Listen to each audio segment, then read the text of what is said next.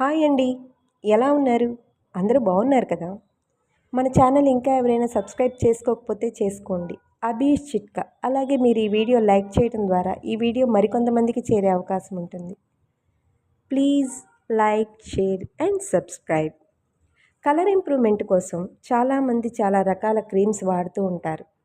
వాటి వల్ల side effects వచ్చే మార్గాలు కూడా చాలా ఎక్కువగా ఉంటాయి. అలా కాకుండా ఎటువంటి సైడ్ ఎఫెక్ట్స్ లేకుండా మన వంటింట్లో దొరికే వాటితోనే కలర్ ఇంప్రూవ్ చేసుకోవటం ఎలాగో ఇప్పుడు చూద్దాం.